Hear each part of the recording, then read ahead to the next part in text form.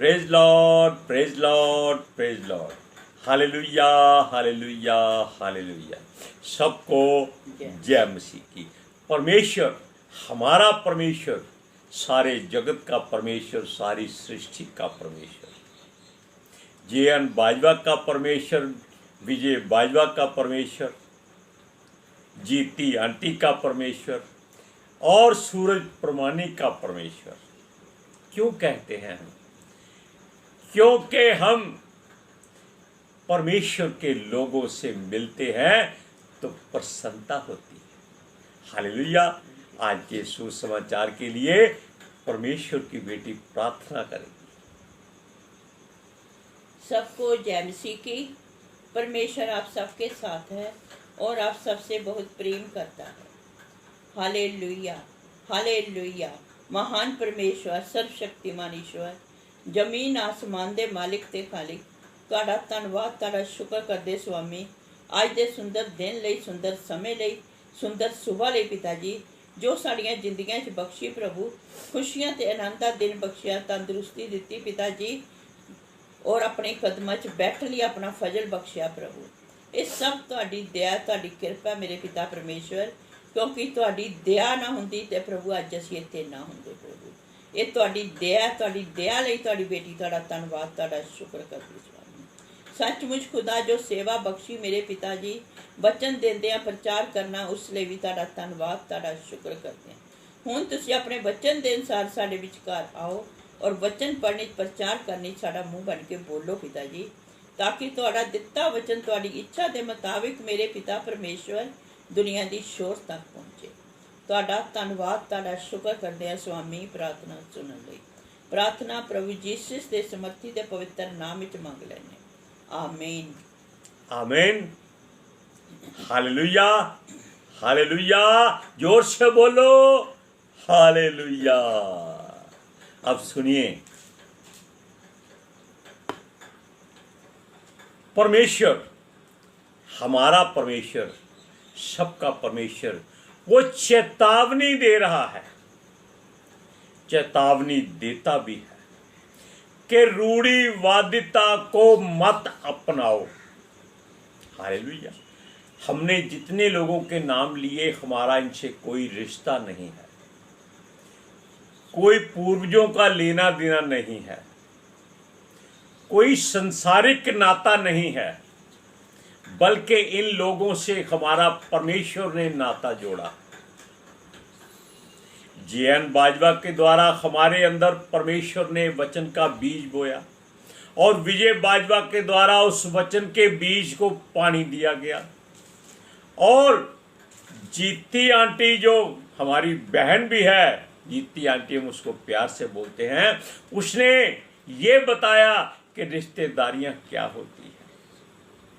लेकिन परमेश्वर का दास, जिसका नाम सूरज परमानी है, यानी कि सूरज के ऊपर भी एक मणि, उसने वो आत्मिक मार्ग बताया, हमारा हाथ पकड़ा कि ऐसे रूढ़िवादिता को छोड़ो और परमेश्वर से नाता जोड़ो। Hallelujah, praise Lord. सुनिए अब ध्यान से, क्योंकि संसार एक नाशवान वस्तु है, जगह है, और इसका कोई समय नहीं है। कब नाश कर दे परमेश्वर, कब इसको बदल डाले। जैसे हम अपना वस्त्र मैला हो जाए, पुराना हो जाए, उठाकर धो देते, या ऐसा हो जाए कि फटने वाला है, उसको उतारकर फाड़कर फेंक देते। ऐसा ही परमेश्वर करने वाला। Hallelujah, praise Lord. सुनिए, वो कहता है, आज के साइंसदान जो कहते हैं मृत्यु नहीं हो सकती मनुष्य की मर्जी के बिना, हैं, वो कहते हैं कि मनुष्य को दोबारा जीवित किया जा सकता है। क्या ये संभव है? क्या ये परमेश्वर के काम में उंगली करना नहीं है? क्या उसके काम में दखलंदाजी नहीं है? इसीलिए परमेश्वर चेतावनी देता है कि इन बातों से हट जाओ, रूढ़िवादी बना छोड़ दो। हालेलुया। ये लोग किसी मनुष्य की आयु नहीं बता सकते, वो कब, कितने समय में, किस स्थान में, किस हालत में, किस तरीके से वो मरेगा, ये नहीं बता सकते। क्यों नहीं बता सकते?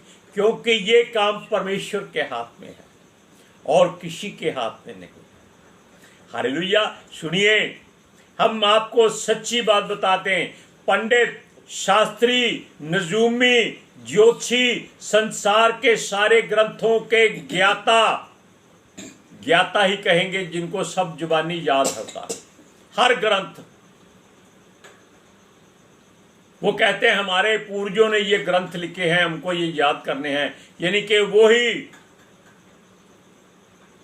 कोल्लू के बैल की तरह घूमते जाना है, बाहर नहीं निकलना है, देखना नहीं है कि बाहर जीवन क्या है, उसी को अपना जीवन समझना है। सुनिए, ये सब के सब अंत में मिट्टी में मिल जाएंगे। ये चाहे कितनी भी आयु अपनी इन कामों में गुजार दें और ज्ञान हासिल कर लें, ये परमेश्वर के आगे एक चुटकी भर भी नहीं हो सकते। क्यों? जो परमेश्वर अपने पुत्र को हमारे लिए भेज सकता है, क्या इनमें से कोई ऐसा कर सकता है? नहीं कर सकता। क्योंकि ये लोग एक ही बात जानते हैं कि अगर किसी ने हमको उंगली दिखाई है तो उसका हाथ काट डालो, उसकी बाजू ही काट डालो, बल्कि उसकी गर्दन काट डालो।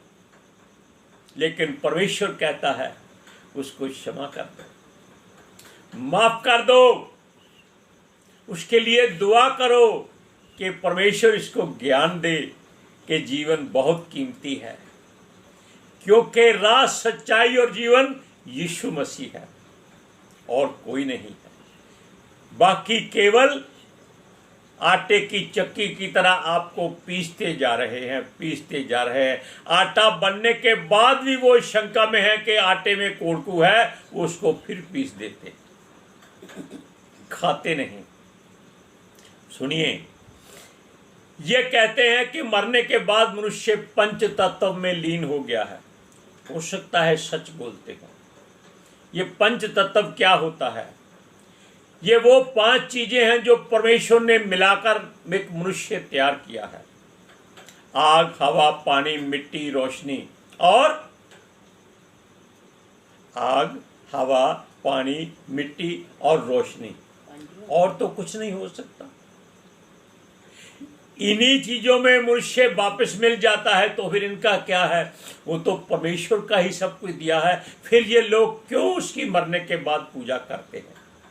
ये परमेश्वर का धन्यवाद क्यों नहीं करते कि परमेश्वर ने इसको अपने ही उन्हीं वस्तुओं में वापस मिला लिया है जिनसे इसको निकाला था। आप सोचेंगे कि इसमें खून है, जान है, प्राण है, आत्मा है, सांसें हैं, चमड़ा है। एक बर्तन लीजिए, उसमें पानी डालिए, उसमें मिट्टी डाल दीजिए, तो क्या वो पानी पीने के लायक रहेगा? उसको उंडेल दिया जाएगा, बर्तन को फिर से धोया जाएगा, साफ और शुद्ध किया जाएगा। लेकिन क्योंकि मिट्टी उसके बीच में डाली है, बाहर नहीं डाली है, ये लोग उसको बाहर से अच्छी तरह मान के चमका देते हैं, लोगों को दिखाने के लिए। भीतर वाली मिट्टी नहीं धोते। सुनिए, इन बहसबाजी की बातों को ही ये लोग तरजीह देते हैं, यानी कि और उकसाते हैं समय पास करने के लिए। हमें किसी ने फोन किया कि हम उसके साथ धर्म के ऊपर प्रचार करने की बहस करें। हमने उसका फोन बंद कर दिया, लॉक कर दिया। क्यों? हम इन बातों में नहीं पढ़ना चाहते, क्योंकि धर्म कोई परमेश्वर ने बनाया ही नहीं है। उसने बर्तन बनाया है। वो क्या है? मनुष्य है, और वो मिट्टी का बर्तन है। इसमें परमेश्वर ने अपने कीमती धन को रखा है। वो धन क्या है? उसका वचन है। इसलिए अगर वचन शुद्ध है तो हमें भीतर से उसकी सफाई करनी होगी अपने बर्तन की। किससे? यीशु के लहू से। बाहर तो पितर आत्मा जी का अभिषेक पहरा देता है, किसी बात की घटी नहीं होने देता। अब सुनिए, ये सारी वस्तुएं मनुष्य के लिए परमेश्वर ने बनाई है, ठीक है। और ये लोग मनुष्य की आत्मा को नहीं जानते, क्योंकि वो एक मनुष्य के अंदर बैटरी के समान काम करती है। और परमेश्वर उस बैटरी को जब निकाल लेता है तब मनुष्य क्या हो जाता है? कबाड़ के हाथ चला जाता है। जैसे बैटरी में से उसका जो ताकत होती है खत्म हो जाती है तो बैटरी कबाड़िया दे जाता है, तोड़ के नई बनाता है। उसी तरह सुनिए, ये लोग, जब हम कहते हैं कि आत्मा सब में एक है, वो सच्ची है। बैटरी सबके अंदर एक होती है, बैटरी सारे काम करती है। बड़े बड़े इलेक्ट्रॉनिक प्रोजेक्ट जो चलते हैं उनके बीच में एक बैटरा बड़ा होता है, उसमें तेल डाला होता है। तेल खत्म हो जाता है, बैटरी खत्म हो जाती है। इसलिए सुनिए, ये लोग केवल हर बात में नहाना अच्छा समझते हैं। हम फरीसियों शास्त्रियों की बात भी करते हैं कि ये बाहर घर से जाएंगे तो घर में आकर फिर नहाएंगे, खाना खाने बैठेंगे तो फिर हाथ धोएंगे, मुंह धोएंगे अच्छी तरह से, लेकिन जो बाहर से गंदगी अंदर गई हुई है, जो जुबान से बाहर निकलती है, उसको नहीं धोएंगे। Hallelujah, praise Lord. ये लोग केवल बाहर की शुद्धता चाहते हैं, अंदर कोई शुद्धता नहीं होती इनके। ये केवल सज धज कर अपनी शुद्धता को इसलिए दिखाते हैं ताकि लोग इनके पास बैठे रहें और इनके बदन से वो गंदी बदबू ना आए जो शैतान की ओर से इनके अंदर भरी हुई होती है। शैतान की बात हम अभी नहीं करते, उसकी हमें जरूरत नहीं है। वो अभी परमेश्वर की मर्जी के मुताबिक अपना काम करता है, वो भी अपनी मर्जी नहीं कर सकता। कभी वो आपके सामने आए तो आप देखिए वो कितना सुंदर और जवान, आप भरमाए जाएंगे, लेकिन उसकी आदतें कितनी गंदी हैं आप जान नहीं सकते, सोच नहीं सकते। सुनिए, ये लोग जो खाते पीते हैं वो पेट में जाता है और संडास में निकल जाता है, लेकिन ये लोग जो मुंह से निकालते हैं वो कितना गंदा होता है, क्योंकि इनका अंदर बहुत गंदा है, उसकी सफाई ये कभी नहीं करते। हालेलुया। इन्होंने यीशु से भी कहा था कि तेरे चेले रूढ़िवादिता को क्यों नहीं मानते, यानी कि पूर्वजों की परंपराओं पर क्यों नहीं चलते, ये हाथ धोकर खाना क्यों नहीं खाते। वो भी इनको क्या है, वो खाना खाएं, गंदे हाथ से खाएं, जो अच्छे हाथ से खाएं। आपको क्या तकलीफ है? आपको कोई कष्ट नहीं होना चाहिए। हम कैसा जीवन जीते हैं ये दूसरे को कोई तकलीफ नहीं होनी चाहिए। क्यों? वो हमको राशन नहीं देते, वो हमारे जीवन की सेवा नहीं करते, वो अपना काम करते हैं, वो केवल दूसरों के काम में उंगली डालते, नुक्स निकालते, अपने अंदर नहीं झांकते। हालेलुया। सुनिए, ये फरीसी लोग, शास्त्री लोग यीशु से बहस करते थे कि यीशु के चेले हाथ नहीं धोते, उनको देखकर ये कुड़ते थे, क्योंकि वो बिना नहाए धोए रोटी खाते थे, आनंद करते थे। यीशु जानता था इस बात को कि ये लोग केवल रूढ़िवादी और परंपराओं को मानते हैं। क्या एक खेत में किसान काम करता है, वो पानी में ही तो रहता है सदा, उसका जीवन सबसे ज्यादा मुश्किल होता है, एक फैक्ट्री चलाने से भी ज्यादा मुश्किल होता है। उसकी घर में से कोई बेटा बेटी या पत्नी जब खाना लाती है तो क्या करता है, थोड़े से हाथ ऐसे धोए, ऐसे साफ कर दिए और खाना खा के उसका धन्यवाद किया। उसका थैंक यू करते हैं। कितना आनंद है इस बात में। वो ये नहीं देखते कि खाने में चिकन है कि नहीं। तब क्या होता था, खाने की मक्की की ज्वार की रोटी, ऊपर थोड़ा सा अचार, गुड़ और एक प्याज और हरी मिर्च और पानी, वो जो खेत की आड़ में से जाता है उसको पी लेते थे और उसका धन्यवाद करते थे, और उनके बल देखो हमेशा टूट रहते हैं। अब आप बच्चों को पढ़िए मत्ती की अंजील 15 अध्याय उसकी 1 और 2 आयत में ये पारंपरिक बातें क्या होती हैं। तब यरूशलेम में से कुछ फरीसी और शास्त्री यीशु के पास आकर कहने लगे, तेरे चेले पूर्वजों की परंपराओं को क्यों टालते हैं कि बिना हाथ धोए रोटी खाते हैं। देखा आपने भाई, तुम लोगों को क्या है, तुम क्यों किसी के काम में दखल अंदाजी करते हो। आज जमाने में लोगों को पता है क्या करते हैं, ये घर से जाते हैं गंगा स्नान, जमुना स्नान, कावेरी स्नान, क्या करते हैं, ये अपने आप को शुद्ध करने जाते हैं, पापों को उसमें धोने जाते हैं। यानी कि उस शुद्ध पानी को जो पीने के लायक परमेश्वर ने दिया है, पवित्र पानी दिया है, उसको ये गंदा कर देते हैं, उसमें अपनी हड्डियां फेंक देते हैं।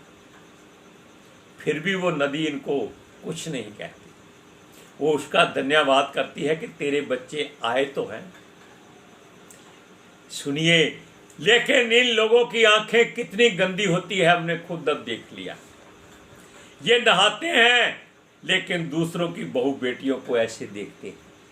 क्या फायदा ऐसे पाप धोने का, जबकि अंदर क्या है, गंदगी है।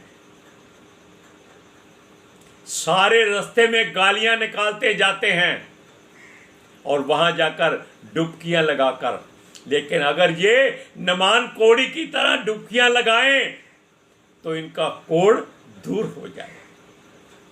अब नमान कोड़ी के बारे में आपको बताया हुआ है कि उसने 7 डुबकियां लगाई और वो कोड़ से चंगा हो गया। सुनिए, ये लोग अपनी बीमारियों को वहां छोड़ते हैं और दूसरों को बीमार करते हैं। ये लोग यानी कि जो फरीसी शास्त्री थे, जिनके अंदर गंदगी भरी हुई है, ये यीशु को बुरा और भला कहते हैं, क्योंकि ये लोग अपनी डींग मारते हैं, अपने आप को धोते हैं। यीशु कहता है, मूर्खो, कटोरे को बाहर से नहीं भीतर से अच्छी तरह से मांजो, ताकि वो अंदर से शुद्ध हो, आप उसमें शुद्ध खाने पीने की वस्तुएं रख सको। और ये शरीर जो है, अगर हम इसको प्रभु के लहू से, प्रभु के वचनों से इसको शुद्ध करते हैं तो परमेश्वर को भा जाते हैं। तब परमेश्वर का बेटा अपना वादा पूरा करता है कि जो अपने भीतर द्वार को खोलेगा, यानी कि अपने घर को शुद्ध करके रखेगा, देखा लाइट आ गई, वो परमेश्वर का बेटा उसके साथ भीतर आकर भोजन करेगा। क्यों? उसने, मनुष्य ने अपना मन शुद्ध किया है। हालेलुया। सुनिए, ये लोग अपने आप को बाहर से संवारते हैं, भीतर से नहीं संवारते। यीशु कहता है, ये चूना फिरी हुई कब्रें हैं, जिनके भीतर हड्डियां हैं और बाहर चूना फिरकर बच्ची प्लेटें लगाकर इसको बढ़िया बनाया हुआ है। अब देखिए, ये लोग केवल अपनी वडियाई चाहते हैं, अपनी मर्जी को केवल पूरा करना चाहते हैं। इनको यीशु ने कहा अंधे फरीसी, इनके लिए हाय कहा, यानी कि श्राप दिया। हालेलुया। ये उन पत्थरों की तरह होते हैं जो सदा पानी में पड़े रहते हैं, लेकिन वो फिर निकालो तो पत्थर ही रहते हैं। ये संसार के ग्रंथों में भी लिखा हुआ है कि ना पत्थर पूजने से कुछ मिलता है, ना जंगलों में घूमने से कुछ मिलता है, ना अपने आप को बार बार नहाने से कुछ मिलता है। केवल परमेश्वर मिलता है तो यीशु के लहू से मन को धोने से मिलता है।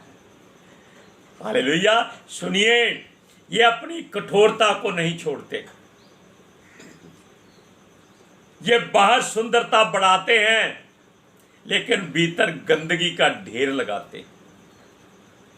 इनकी आंखें बहुत गंदी होती, इनके कान बहुत गंदे होते हैं, इनकी जुबान सबसे गंदी होती। ये बाहर लोगों को बहुत प्रचार करते हैं कि धन प्यार करने वाली बात नहीं है, लेकिन अपने पास गाड़ी 90 लाख की होती है। कहते हैं धन से प्रेम मत करो, अपना घर धन से भरा होता है। हालेलुया। जबकि परमेश्वर कहता है कि जो वचन हम तुमने फ्री लिया है यीशु मसीह से, उसको फ्री बांटो। सुनिए, वचन को पढ़िए। मत्ती की अंजील 23 अध्याय उसकी 25 और 26 आयत में पढ़िए, आप जान जाएंगे। हे कपटी शास्त्रियों और फरीसियों, तुम पर हाय, तुम कटोरे और थाली को ऊपर ऊपर से तो मांजते हो, परंतु वह भीतर अंधेर और असंयम से भरे हुए हैं। हे अंधे फरीसियों, पहले कटोरे और थाली को भीतर से मांज कि वह बाहर से भी स्वच्छ हो। देखा आपने, वचन में जीवन है, ये आप जान लीजिए। वचन ही जीवन है, ये भी जान लीजिए, क्योंकि वचन परमेश्वर है। ये पवित्र शास्त्र में लिखा। आदि में वचन था, वचन परमेश्वर के संग था, वचन ही परमेश्वर था। हालेलुया। और वो ही देहधारी होकर हमारे बीच में आया, जिसका नाम यीशु मसीह रखा गया, और वो भी परमेश्वर की ओर से। Hallelujah, praise Lord. आज के सुसमाचार के लिए परमेश्वर की बेटी प्रार्थना करेगी। Hallelujah. Thank you Jesus, thank you Lord, thank you पवित्र आत्मा जी।